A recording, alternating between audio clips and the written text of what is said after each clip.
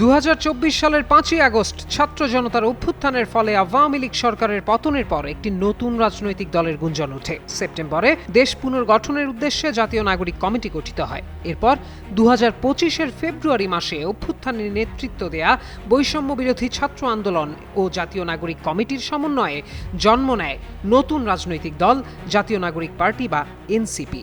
বাংলাদেশের ইতিহাসে প্রথম ছাত্র নেতৃত্বাধীন দলটি বর্তমানে নিজেদের রাজনৈতিক মাঠ গুছিয়ে নিচ্ছে। নিজেদের ভবিষ্যৎ নিয়ে প্রচণ্ড আত্মবিশ্বাসী দলটি।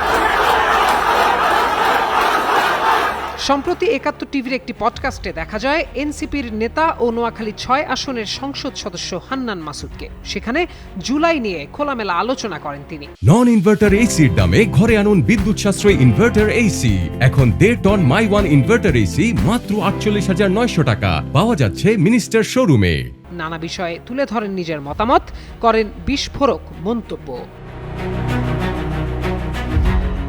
জানান, প্রাপ্তি হিসেবে আওয়ামী ফ্যাসিস্টকে সরাতে পেরেছেন।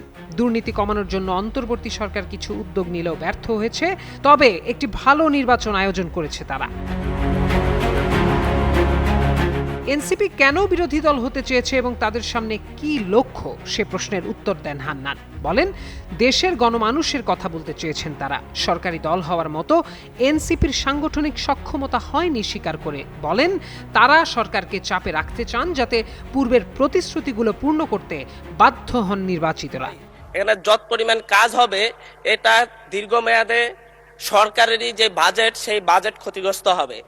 এশিয়ার রাজনীতিতে 20 থেকে 30 বছর পর পর নেতৃত্বে পরিবর্তন আসে উল্লেখ করে মাসুদ জানান, ভবিষ্যতে মূল বিরোধী দল বা আরও বড় পর্যায়ে যাওয়ার ক্ষেত্রে এনসিপি নিজেদের নিয়ে বেশ আত্মবিশ্বাসী।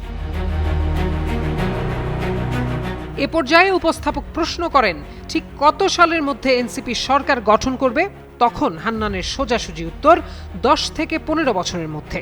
বলেন, যদি কারচুপি না হয় তাহলে আগামী 10 বছরের মধ্যেই তা সম্ভব হবে। অর্থাৎ 2036-এর মধ্যে এনসিপি সরকারের ভূমিকায় অবতীর্ণ হবে বলে মত প্রকাশ করেন তিনি। আর যদি কারচুপি হয় তাহলে 2036-এ এনসিপি আরেকটি অভ্যুত্থান ঘটাবে বলে জানান এবং তারপরই ক্ষমতায় যাবে দলটি।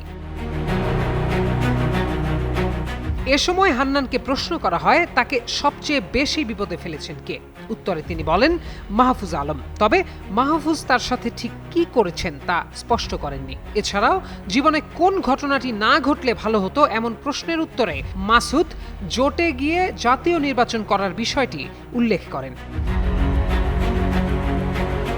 এছাড়াও নিজের পারিবারিক জীবন নিয়ে কথা বলেছেন। সংসদের ইতিহাসে সরাসরি ভোটে জেতা সর্বকনিষ্ঠ এ সদস্য। প্রত্যয় দাস, যুগান্তর নিউজ।